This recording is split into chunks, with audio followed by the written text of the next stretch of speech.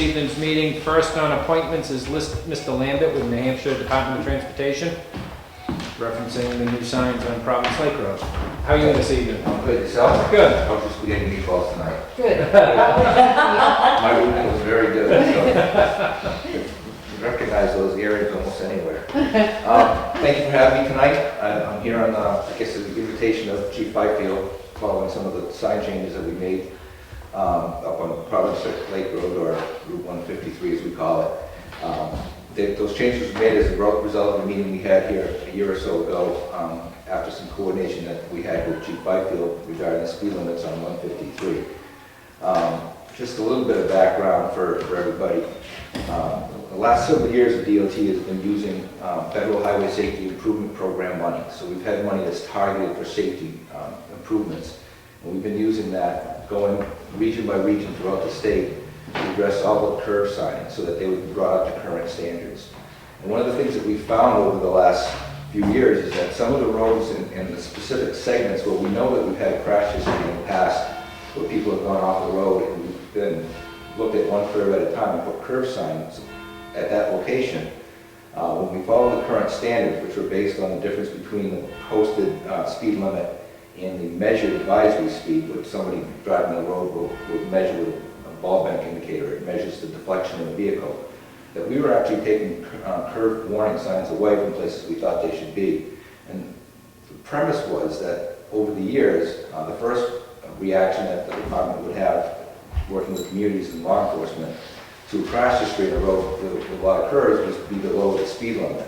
But what we find is that lowering the number on the regulatory speed limit sign doesn't lower the speed. So I was already concerned about that relationship that we were having by trying to make the road safer by putting our curb signs consistent. We were taking curb signs, warning signs away from places that we thought should have them. Coincidentally, about the same time, Chief Wakefield contacted us, and he had a couple of speed limit issues in town that he wanted us to review with him. Actually started with his predecessor and my predecessor before that, but he and I worked over the end of 2013 and 2014 to address some of the issues that he had. Namely, the concerns that he had were Wakefield Road, coming off of Route 60 and going through the historic section of Wakefield, where the speed limit was 35, and buildings are pretty close to the highway, and there's some sidewalks and pedestrian movement, people going from one side of the street to the other, where he thought that speed limit was a little high. He also thought the speed limit on Route 153 might be low because, as he put it, most people on the road, and we've got speed studies that confirmed it, were doing 45 to 50 miles an hour fairly comfortably, but we had to hold the speed limit from Route 16 to the south all the way to Maine to the north, posted at 35 miles an hour. So he felt that it was hard for him to enforce that because if we pulled somebody over at 45 to 50, they're 10 or 15 miles an hour over the posted speed limit, but they're doing pretty much what everybody else is doing, and it was hard to try to enforce that. But if you pull them over at 60, 55 or 60, when they were realistically too fast for the road, they're also 25 over the limit, so now he's got a must appear in court to somebody, which he didn't necessarily think was fair. So we looked at it, we did the speed studies, and we said, oops, that's a good hazard there. We did speed studies in several locations on the highway. The first one was Wakefield Road, and we're not really talking about that.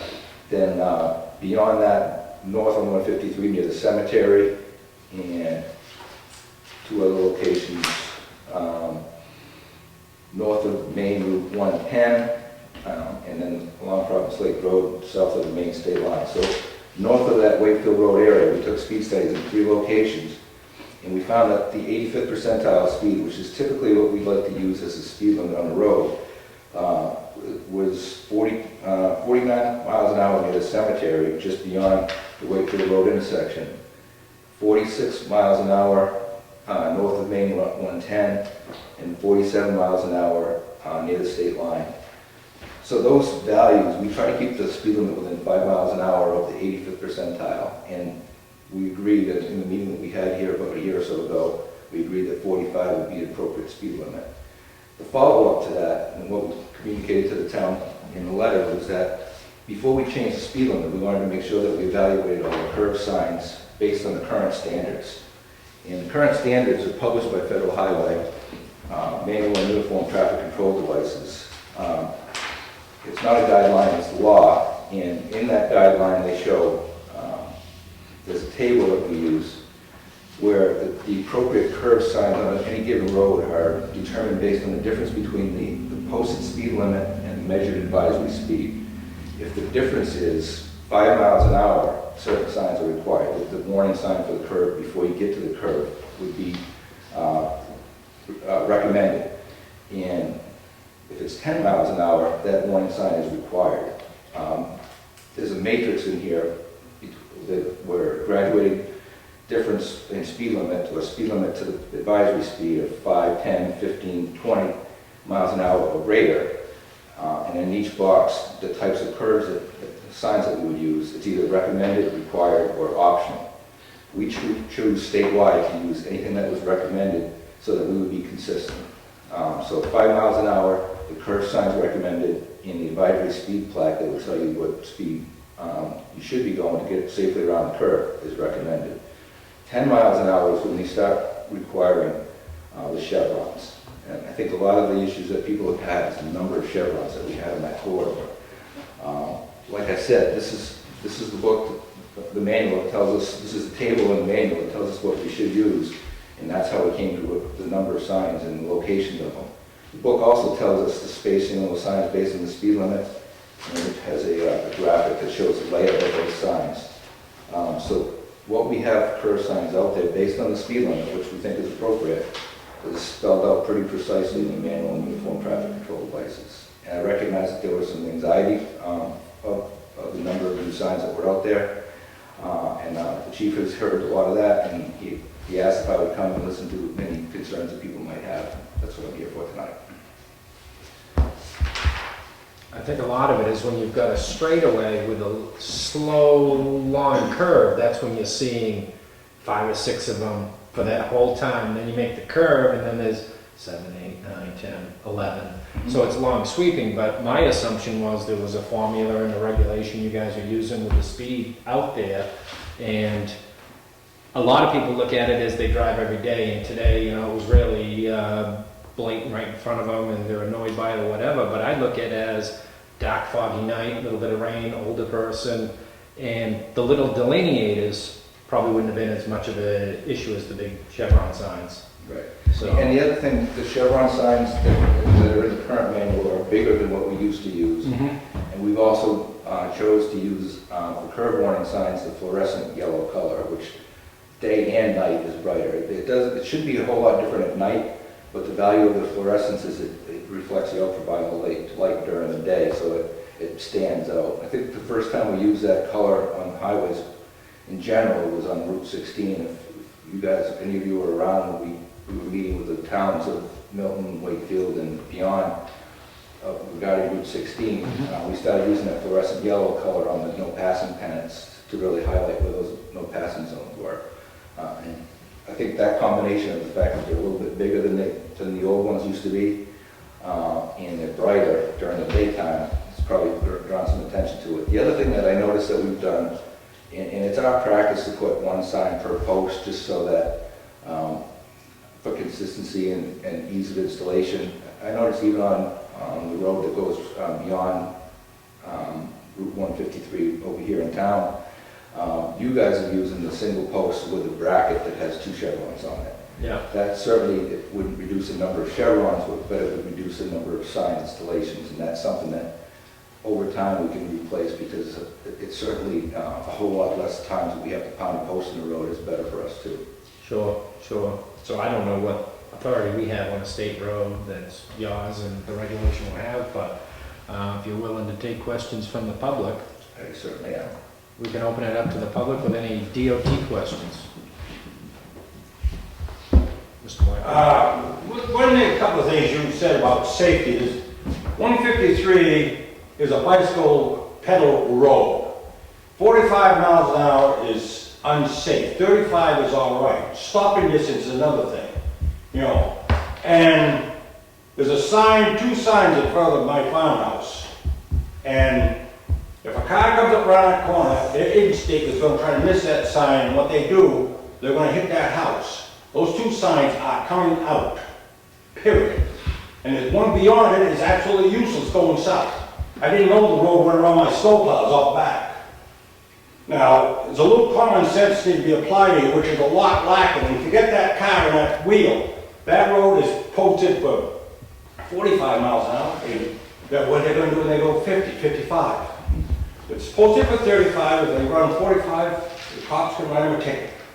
But it shouldn't be over 35 from the hay scale all the way to North Conway. I haven't gone to North Conway, and the other end of Providence Lake is just as whiny as at this end.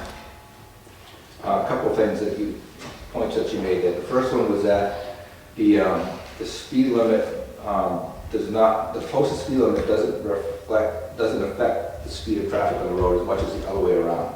The posted speed limit is based on, we're a state that follows a reasonable and prudent standard. So people drive at a speed that is reasonable and prudent for the conditions present. And the practice has been that you measure free flowing traffic on a road and you try to post a speed limit at the 85th percentile, which is what most people are comfortable driving that road at. Studies have shown, and we've got a lot of recent studies that have shown that anytime you change the number on the sign, it has very little effect on the speed of traffic. So we said it the last time that we were here and the chief was supporting it. We're not talking about people driving faster on this road. We're talking about putting the speed limit at a speed that people are already doing and then having the curb warning signs reflect that. And I don't know specifically where your location is, but like I said, the curb warning signs that were installed are prescribed pretty precisely in the federal manual on uniform traffic control devices. They can be moved once a little bit. There's some flexibility of 50 feet or so, but they need to be where they are based on the measured advisory speed of the curve and the posted speed limit. People are already driving the road at 45. That's why we're putting the curve signs up there based on that speed. If they hit that sign in front of the house and rip a gas tank, car will catch on fire. The house will burn down. Now, it's absolutely stupid to put two signs right in front of a building. That house has been struck 3 times.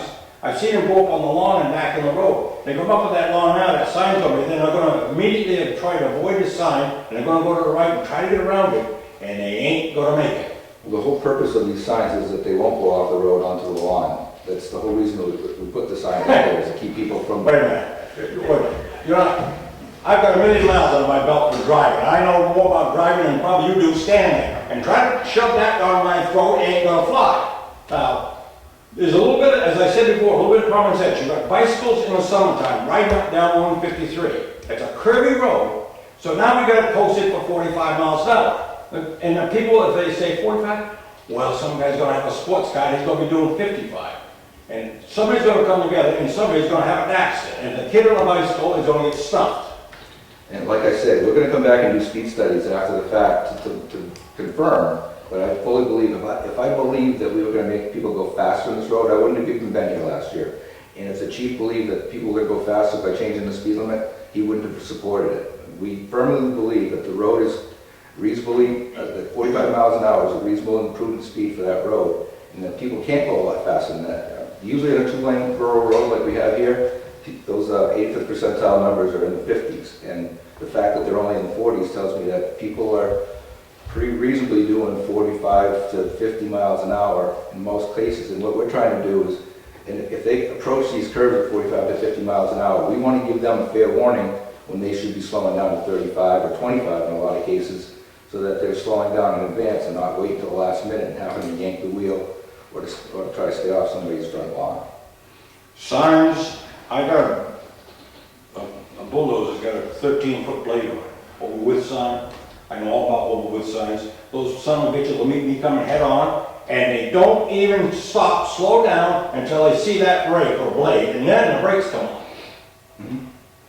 The speed limit on that road should be 35, period. It shouldn't have been raised up to 45. And it's a waste of taxpayers' money, stuck all them signs out there. I'll give you a little history on 153 from the Hayscale north. In 1936, it was tied from the Hayscale to Burleyville. In 38, it was tied from there to Providence Lake. And when I say tied, liquid, a little bit of level, and that was it. And they haven't done a damn thing to that road since. And years ago, when Joe Kenney was the state rep, and I was a selectman, I said, how about asking the state to do something about 153? $1 million a mile, and we've overhauled some of our condo that wasn't $1 million a mile. It's all the state throws out, it's $1 million a mile. First thing to do is clown those engineers and put some people out who want to work. And you can get that road overhauled for a lot less than $1 million a mile. Yeah, and I'm not here to talk about the condition of the road, because that's other people in the department. I'm not claiming that road's in perfect shape, but the $1 million a mile is what we would typically get for reconstructing a road, and that means excavating all the existing material, putting good base material, and then putting a new pavement surface on top of that. If there's other ways, and I think that's what a road like 153 tends to get, is the cheaper treatments. They're a whole lot less than $1 million a mile, but they don't last as long either. Well, let's see, 1936. That's probably been about, what, 80 years in that neighborhood. You know, if they just round the road, put a foot of pressure pipe on top of it, you probably get 100 years out of it. Yeah, again, I'm not here to talk about the pavement condition. That's somebody else's business in the department, but I can certainly pass that along. Do you want to grab his contact information, have your field supervisor meet with him, or have you met with anybody? What's that? Have you met with anybody specifically about your house? About what? About your signs on your Oh property? yeah, I talked to the guy, and I had to walk away from him because I was about ready to pick him up and stuff him in the mailbox. Drive up the road. It's ridiculous how many signs there are. It's absolutely ridiculous. If you were taking rural character Wakefield, now that looks like the rural character Wakefield. I've driven it twice in the last week, and I drove it with the chief before that. So I think that they're in character with what's in the manual, and what we'd like to do statewide, so that we can reduce crashes on these rural curvy roads. And then in the wintertime, plowing snow, if we get a lot of snow, they have going to be an interference laid over the wing. What was that, sir? Plowing snow in the wintertime and shoving snow banks back, they're going to be in the way. All of our signs, every spring when we have a decent winter, our sign crews spend a fair amount of time putting signs back, whether they're delineators, there's curve signs, intersection warning signs, and speed limit signs. That's the nature of the beast. That's why we have breakaway posts, and we put them up hopefully 6 feet off the pavement where we have room, but that's the nature of signs. But yeah, if he wants to give me the curve, I can look at that specific location for sure. Jim, did you have anything else? I just had a couple of quick questions. First, thank you for coming to talk to us. I appreciate this. Sure. My first question is, was the public at all involved in any of your... Oh, my address? I'll just wait for these guys. Was the public, were there any public hearings, or was the public, involved in this process of changing the speed limits and adding these signs in any way? Like I said, we're coordinating with the chief, and after we did our speed studies that were done in June, we had a meeting here with the selectmen, and it was a public meeting. It was publicized. Okay. And I had the same I had a presentation as to what the speed study showed, what our recommendations were, and why. The chief had the opportunity to speak. And to be honest with you, I've done this in a lot of locations, and generally when you come in as the person from the state into a community, you tell them we're going to make the road safer by making the speed limit higher, you get a lot of negative feedback. That particular night, there was nothing but red nods, and I don't know if the chief supported it. There was general support for what we were doing. You know, there were more people than this. Phone number. Oh, phone number. I have another question. I mean, does your department, for example, speak with individual landowners that could be affected? I mean, is there any input from individual, when you've got situations where maybe there's some negotiating possibility about placement of signs? My sign supervisor that was out here, I think, spoke to this gentleman and spoke to some other people that were out here while he was laying out the locations of the sign. And we typically will try to avoid maintain front yards and try to move it one way or the other as much as we can. For the most part, those are in the middle of curves anyway, just because people would tend to go off the road.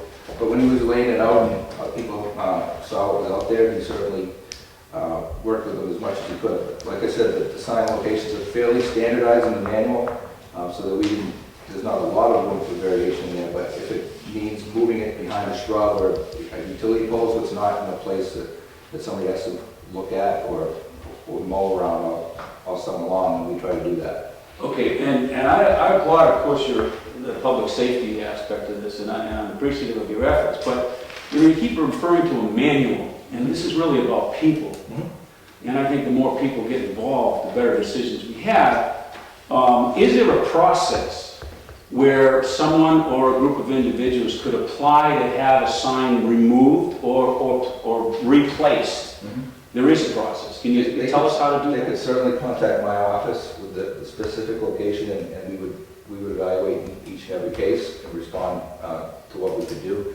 We run the risk that once we accept a certain standard as far as how we're going to treat a curve, and we start varying from that standard, say if we took these signs out in one particular curve because somebody didn't want them in their yard or thought they didn't want to look out their window and see them, and that's where somebody went off the road and rolled over and got hurt, then we certainly accept the liability for anything that would happen after that. So we would certainly evaluate the locations, but, and I understand I have to defend the manual and uniform traffic control devices more than any document imaginable, because everybody with a license is a traffic engineer. But the locations are based on science for the most part. There's been a lot of research on curve signs, and there'll be continued research on curve warning signs as long as people are going off the road. So as long as we're consistent, that's the whole purpose of doing these geographic projects, is that in the past, somebody would go off the road on a curve, and we'd go look at that curve, and we'd measure that one curve and say, yeah, that warrants curve warning signs, and we put them in there. Well, we wouldn't drive down the road to the next location, which might be worse, but somebody just by random chance hadn't gone off that curve. So we weren't consistent with how we treated it. So the whole reason that we're using the manual and doing these wholesale curve sign projects is that we can be consistent. So when a visitor to our state is driving on one of these state roads and they see an advisory 35, they realize that it means 35. Where in the past, this road would have been posted 35 miles an hour, and if we had a curve that was sharper than all the others and we thought it needed to have an advisory speed, if it's posted 35 and the advisory speed's 35, you can't really post an advisory the same as the regulatory speed. So we would artificially lower it. And I go back to the days when I used to have a motorcycle, and you'd drive on the rural roads in Maine where I grew up, and you'd see an advisory speed, and you'd slow way down and go around the curve and find that it wasn't very steep, and you'd do it that 3 or 4 times, and then you start ignoring it, and you go around the curve at full speed, and you find that it's a real sharp curve, and you find that you're laying yourself out on the motorcycle. So we're trying to be consistent in how we treat similar situations around the state. And I applaud that, but I mean, when I read about this meeting you talked about in the paper, it seemed to be more about the speed limit. I mean, I don't remember reading anything about there would be, multiple signs at every curve, which I'm sure help public the safety of the drivers, but I think that, if you had one of those signs in the middle of your lawn in front of your picture window from your living room, you might not be very happy about it, and you might be hoping to negotiate between, your quality of life, so to speak, and the public safety, and there should be some room there for working with that. Yeah, and there's probably people that didn't speak to my supervisor when he was laying it out, that he didn't have an opportunity to work with and try to make it as best as possible. And certainly if those people would contact my office, and I didn't bring any business cards tonight, but the town and the chief know how to get a hold of me, we'd be happy to take a look at those locations. Okay, so you'd be willing to consider this directly if you had some contact from some citizens. I think that's a reasonable thing to ask. We'd be happy to. Thank you for your help. Thank you, Connie. But the other thing is, you're missing the point about, they made this a bicycle share the road 153. And I was a selectman when they came in, they said, the lady came in and presented us, saying, we'll be the first in the state. I said, what other states got it? Well, Nebraska, Kansas. I said, you ever been out there? No. I said, I have. You can see 100 miles and they give a direction. 153 is not safe at 45 miles an hour. I don't care how many signs you put out. It's not safe. Hold it at 35, and the guys are doing 45, write them a ticket. Simple. Somebody is gonna get hurt on those bicycles. One already took this summer with a tractor, farm tractor, and they made a big issue out of it. Yeah, I understand the concern, but like I said, I'm not, Well, I don't want to interrupt you, but I'm gonna say, we're talking safety, then let's look at the whole picture. Let's not just look at the curve in the road. I think I from a mean, if safety. we're not gonna stop, if we're not gonna say safety, then we're just gonna talk out both sides of our mouth and forget it. But I'm telling you, it ain't safe at over 35 miles an hour. Stopping distance, my old house, you come up over that hill, and the driveway right there. And I'm telling you, that if I was talking about, we're gonna do follow-up speed studies, and if the speed of traffic is going up, then we'll have to address that, and possibly go back to either 40 or 35. But I'm confident that the speed of traffic, when we come back and repeat these speed studies that we took last year, is not gonna change significantly. And that's based on similar locations that we've, actually, locations in the past that we've dropped the speed limit. We dropped the speed limit 10 miles an hour, and Hooksit's a great example. Route 3 and 28, between Hooksett and Allenstown, the section of road that was dropped to 40, and it's one driveway with 4 houses, so very little traffic there. And it wasn't my speed study, it was an independent speed study done for Manchester Sand and Gravel 7 or 8 years ago that came back with 85th percentile that was 59 or 60 miles an hour and a 40. It's a straight road with wide shoulders and not a lot of traffic conflicts. So I have the same confidence in this location that raising the speed limit by 10 miles an hour is not going to change the speed of traffic on the road. And I understand that it's a bike corridor, and people can ride bike on any corridor, whether it's marked shared road or not. So we certainly do consider that type of thing. But again, I'm not proposing people are going faster on the road. And the curve warning signs that we're putting out there are based on the speed that we actually measure people are already doing. If I remember correctly, when you were here last time, the chief was here. His point was that he didn't want to go arresting people who were basically driving the way everybody else did on that road. What he wanted to do was to nail the guys that were doing 50 or 60, when 45 is much more appropriate, which is what most people do. And that was what your traffic study suggested. If you set it at 45, that's what people are doing anyway. Right. So the guy doing 60 is definitely needs to be nailed. Yeah. And that, I think that's what Chief Pfeiffer said, you guys are doing. Yeah, exactly. Do we have any more public comment from Mr. Lambert? Yes, sir. Yes, my name is Mark Dobbs. I'm a resident on the road for about 10 years now. So I applaud the fact that you're posting the speed limit at what people are driving, because I have to drive that road, especially for a work commute every day. So not being pulled over for doing what, like you said, is a reasonable speed is fine with me. The only problem I do have is the notification process, which, as this gentleman was alluding to, was really a lack of notification process.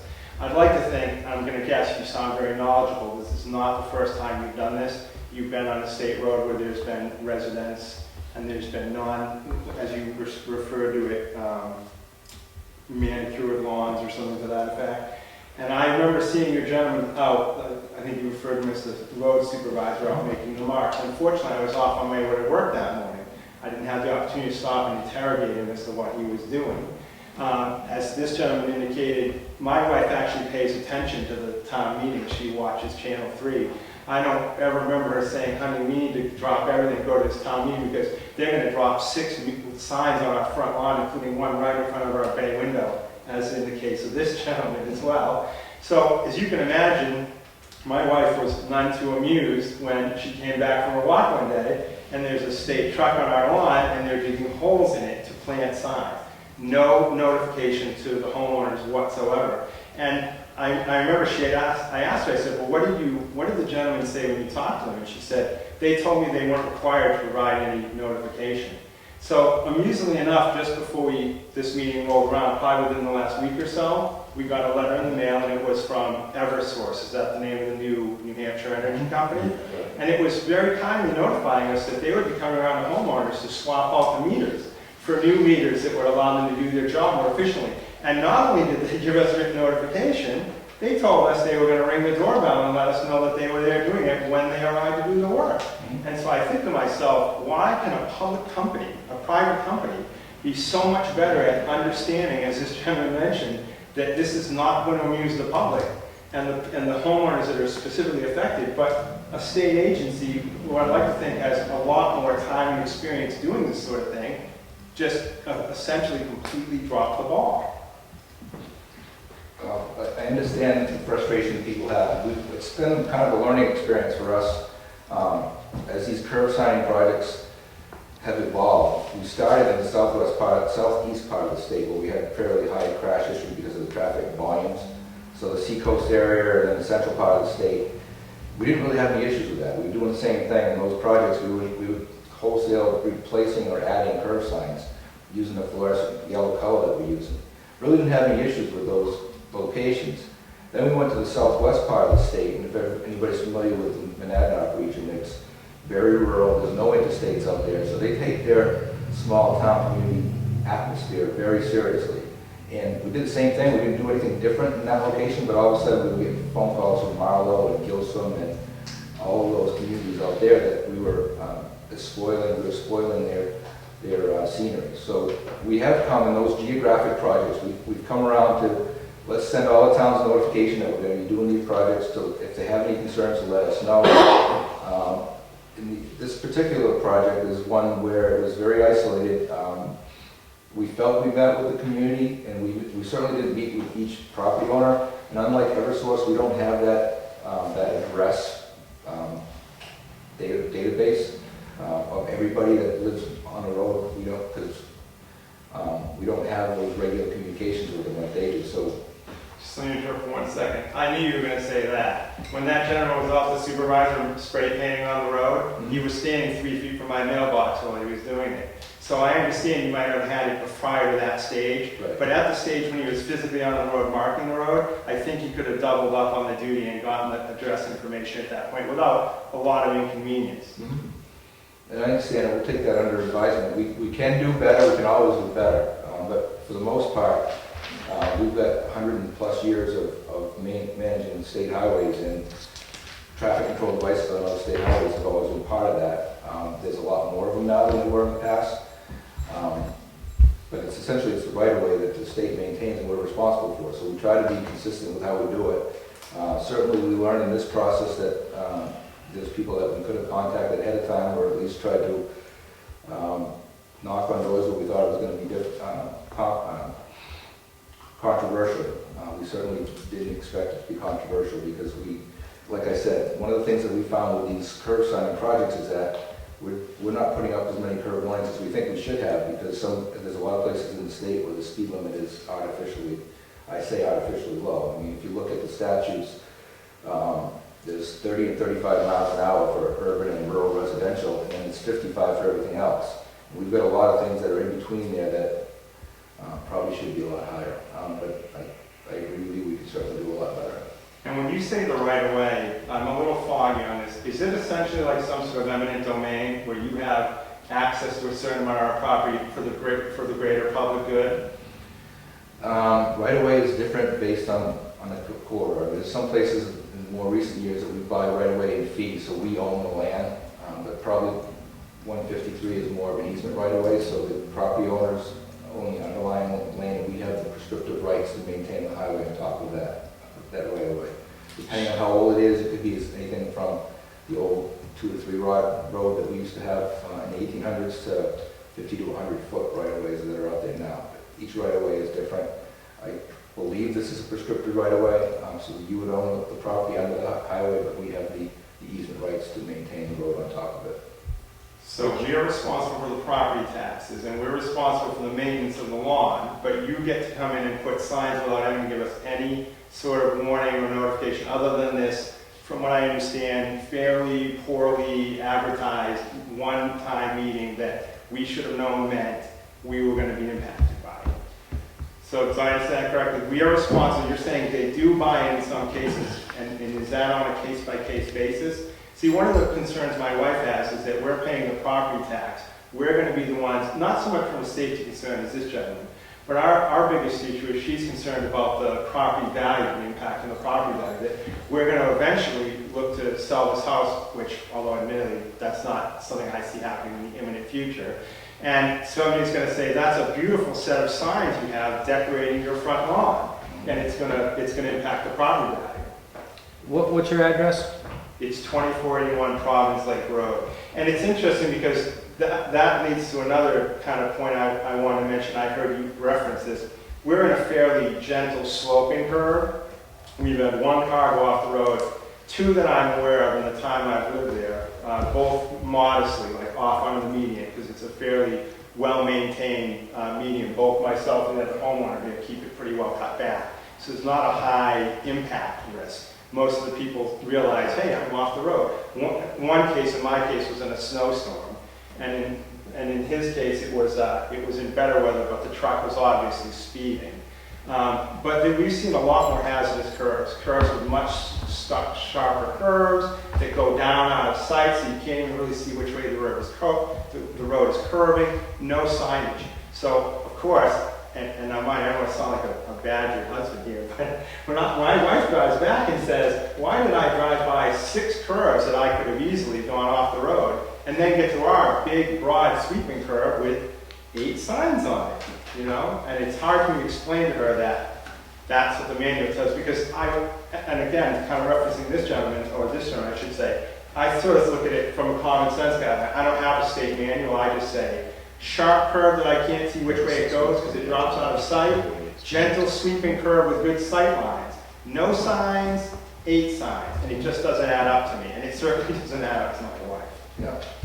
And I can tell you that we had the technician go out and ride each and every curve on the road.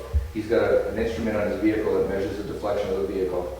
And when that gets to a certain degree of deflection, I think it's 10 degrees of deflection, that's too fast for that curve. And they'll ride it at multiple speeds. It's kind of like the old adage, you keep riding faster and faster until you go off the curve. This is the other way around. You go with the posted speed limit and go slower and slower until you, if you can't make the posted speed limit. So you're trying to find the speed that's safe, comfortably safe. And I can't speak to that specific curve, but I can bring that instrument out and meet with your wife and drive it with her and show her what the gauge says. Yeah, how do you know the gauge is right? We calibrate it. It comes with a warranty, and then we calibrate it based on known locations.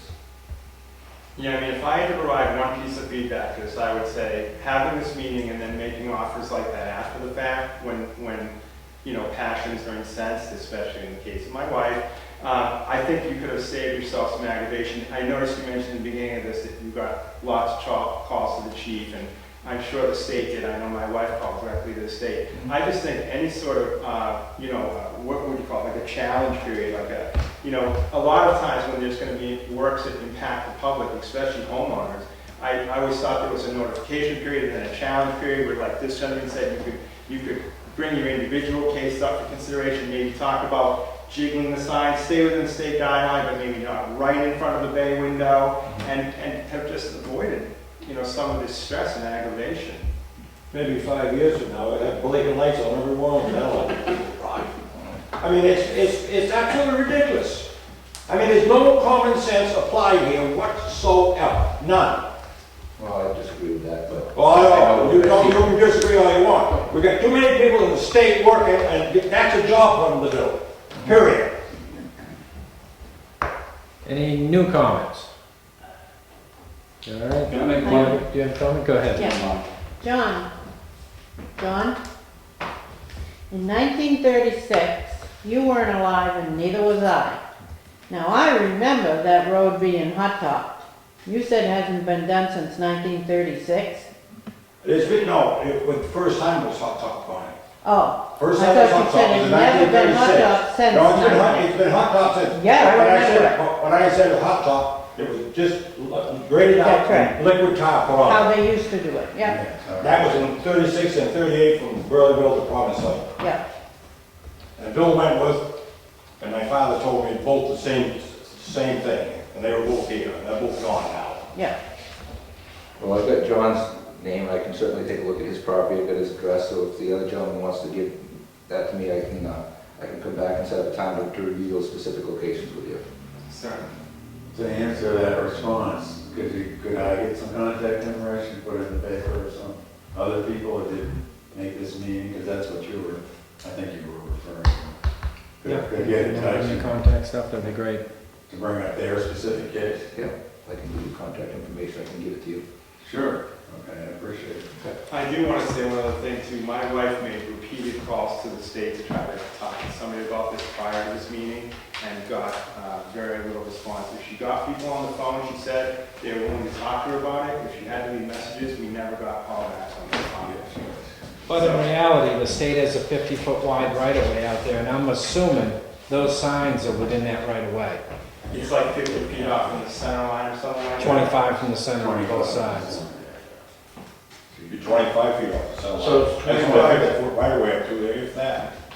That's what we have it mapped as, depending on how accurate the maps And a are. lot of, like this gentleman said here, a lot of that land is owned to the property owner and they had the easement for where the road was, period, not the lot or anything else. The traveled way. It was a stagecoach path at one time. I would point out that it probably was your wife that had left me a message. I got a message to call people back about the same time I talked to the chief about setting this meeting up. And presuming that the public notice was going to go out, people would have the public setting to have that rather than try to deal one-on-one before this meeting. So I apologize for not getting back to her, but it was around the same time that we set this meeting up. Thank you for coming. All right, thank you. Next on the agenda is Linda Shire from Acton Wakefield Watershed. She's not here tonight, so public comment number 1. Okay, no public comment. Unfinished town business, the town seal. We could look at it a little bit, but without Charlie and Teresa here, I don't think we're actually going to do anything with it.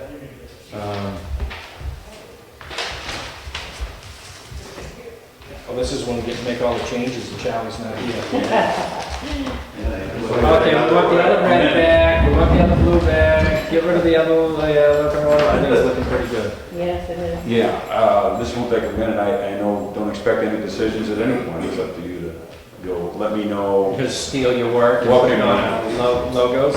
I would make a suggestion to me, that happens to be 11 inches round. It can be, the actual design I made can be up to 21 inches, which is way too big. But I mean, you can always shrink something down that doesn't get Yeah, dirty. it looks pretty good on the smaller ones. I tried to just give you an example of what it might look on a stationary in case you decided to do something like that. Yeah, My suggestion might be, just as a fun exercise, would be to cut that circle out and take some Scotch tape and tape it on a fire truck, or tape it on a police car, or tape it on a town car, and stand back 20, 30 feet, you know, in case you decide at some point to put it on vehicles, which you may or may not, but know what it's going to look like before, you know, and there it is, and can we just point it at the camera so people can see exactly what we're looking at? This is about, I would say we're at 99%, but you know, the selectmen, is their decision, and it's been a fun exercise for me. I did clean up the town hall, as you noticed, and I also put a gray roof instead of a colored roof on it. yeah. So it's getting easier to see and not as muddy looking as some prior ones. Yeah, I think it looks good on the small ones too, compressed down. It's not bad, and that can be changed to be, take less, we can take some of the shading out of it if we want to, and make more of a black and white thing. So, and that's, you know, I'll just wait to hear from the selectmen if they want to do anything else, and I have, and the other thing that might be interesting to do would be to maybe contact, perhaps, these are just ideas, like, where do you get these things? Where do you get the things that go on the side of vehicles? Like, maybe you could find out from a municipal association or another town how they did it. I have these computerized documents that I can send. They won't have to take a paper thing. Yeah, And so I can provide them with, if they need a format, a specific kind. yeah, we've got a couple of people that does all our signs for us. Oh, you do? Okay. A lot of it's in-house, so. Yeah, so you can see, so I have computerized, so they wouldn't have to work with paper, because it's much cleaner and Yep, nicer. digital. All digital. Yep. So, Awesome, all right, thank you. Thank you very much. Thank you. New business, bids for the cemetery maintenance. Expecting a recommendation from the cemetery trustees. Dave Nimitz from Cemetery Trustees. We've had one bid for our maintenance for our cemeteries, and it's the same as last year. Is that a 3-year bid, or is that, you guys do it It's for a 3 years? three-year bid, but 31, I think, here, you guys have to sign it. I would hope that after you guys sign it and all that, you put a copy of it in our box for us. So we can have it in our records. It's 31,000 for 1 year, or is that for 3 1 year. years? 31,000 per year. And we put it on the channel and only had one bid to come in for it. Nobody else wanted to bid for it. Is it 31 a year for 3 years? Is it more than a bit? 31,000 a year for 3 years. We have 125 cemeteries in Wakefield, but we only maintain, I think, 45. I'm not sure about the price. We mow the grass for 15, and the rest of them we do a spring and fall cleanup. This is the same individual that's done it, Yes, yeah. the last 2 contacts, or the last one? I think the last 2. Yeah, so you've been doing it for 6 years, and you guys have had good luck with them? Yeah, oh yeah. He does a lot of extra work that he doesn't charge us to. Yeah. I'll make a motion to accept Fred Elliott's bid for the cemetery, 31,000. Second? Any more discussion? All in favor? Aye.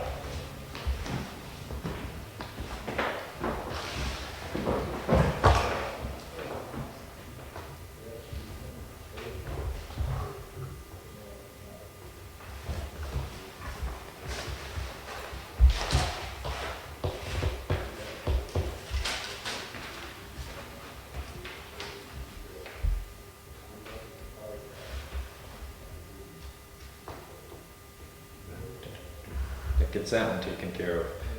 The next one is the bid for the town property maintenance. And that goes through Parks and Rec Commission. They had a meeting last night, but they didn't really have a full board. That one, which, how to. This is one. Yeah, I thought you said you had 3. Yep, Summerscape and Fred Elliott.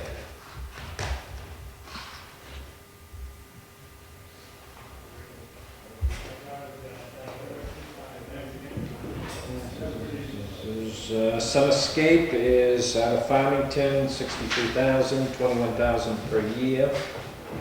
So 21,000 a year on that one. And how to is 24,000 per season.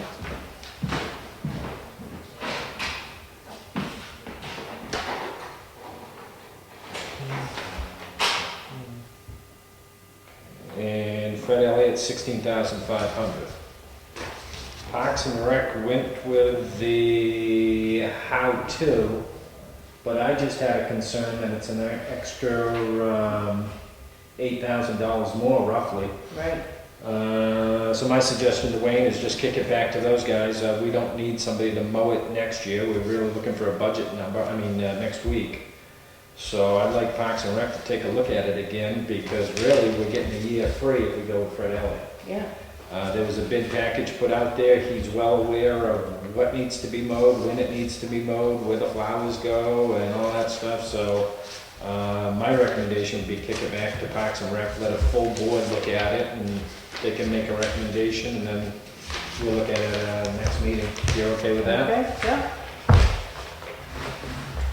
It'd be one thing, there's a couple of $1,000 Right. difference, or maybe even kick it all back out to bid. See how they want to do it.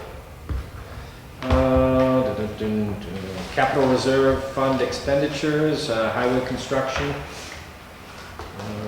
This is the purchase for the John Deere tractor, $56,963.97. I'll make a motion for that. Second? Any more discussion?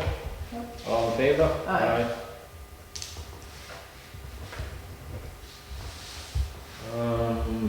Again, capital reserve expenditure out of the highway construction, $10,000 for the work on High Street. And those from F.I. Carroll, all the handwork they did.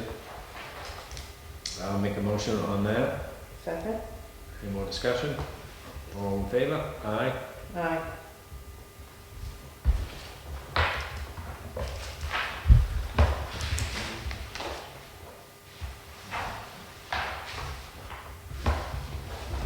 correspondence. We have a letter of resignation from the Heritage Clerk, Larissa Mulcahy.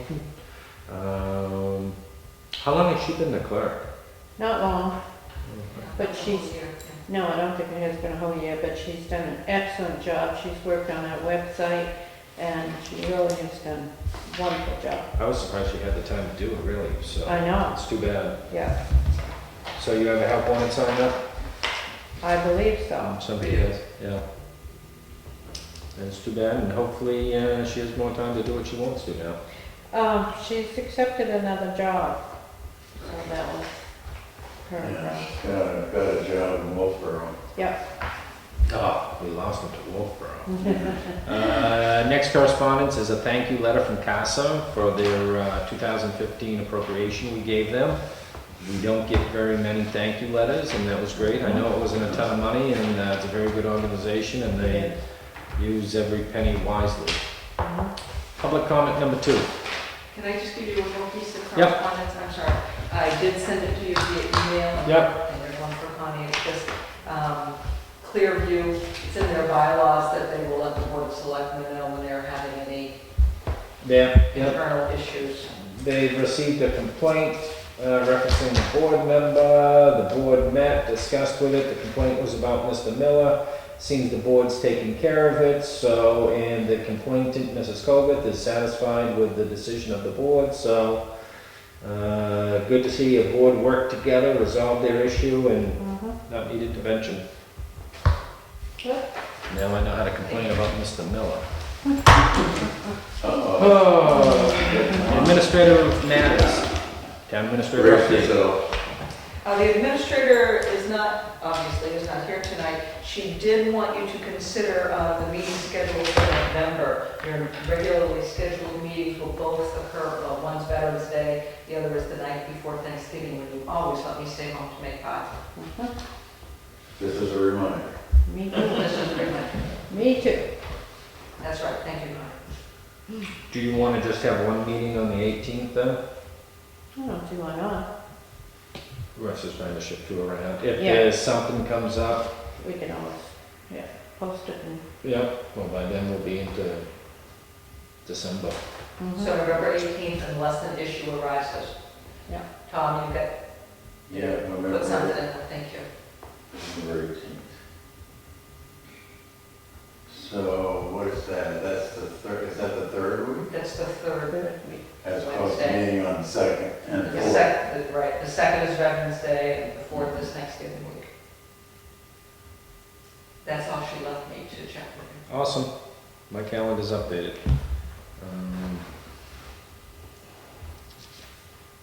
Conservation Commission membership appointments. And Donna Martin as an alternative. She's a busy girl. Mom's attention. I'll make a motion. That's the only one we have, right? It is, Yep. I'll make a motion for her to be an alternate. Second? Any more discussion? Yep. All in favor? Aye. Building permit releases. I have none. Payment manifest.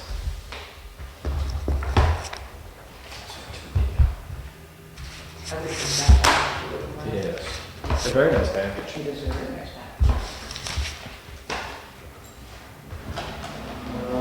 Treasurer's payroll warrant PR 23, $66,059.76.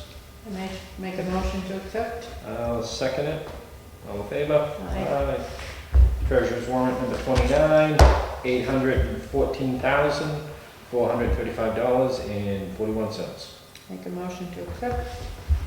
I'll second it. All in favor? Aye. Tell what the selectmen say, concerned. Minutes, attached to the minutes for September 23rd, 30th, October 5th, and October 6th. I think we were both at all those. Yep. I'm good with all of it. I'll make a Me too. motion to accept all 4 of them. Second. All in favor? Aye. Aye. Thank you. There was one that Charlie had not attended, but otherwise. There's secret meetings we don't tell them about.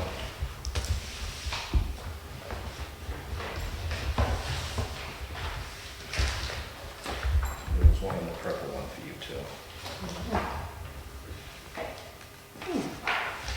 that one today, or was that? I think she put it in It after. just snuck in after. Yeah.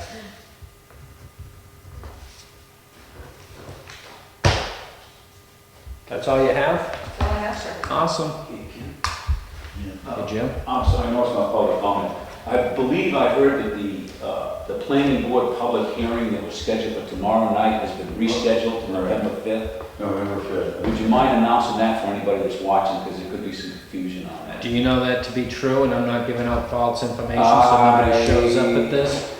I heard it from... I saw it on Facebook. I saw it on Facebook, Okay, so it must be true. Yeah. The wrong date's still playing on the channel, I'll take care of that when we go home. Yeah, yeah, so I'm Thank sure you. it's on the town website, I say that, but I Okay. didn't see it on the cover.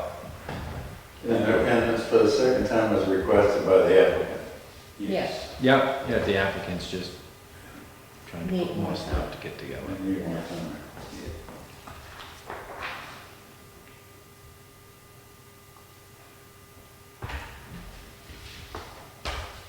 We are still having our meeting, Yes. but. Yeah, Yeah. but I saw the agenda, yeah. There is a note on the agenda about postponement. Right.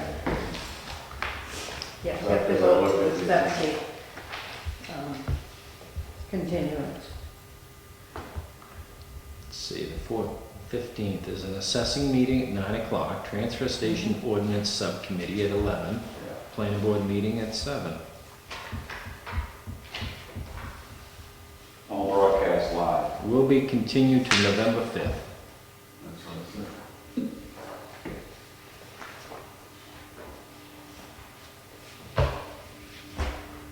Otherwise, not much on their agenda. Make a motion to adjourn? So moved. Awesome, thank you for coming. Second. I should Second. say. I'm No, with so moved. So moved it is. Oh, I'm gonna miss to see if that fella's gonna win on Jeopardy again.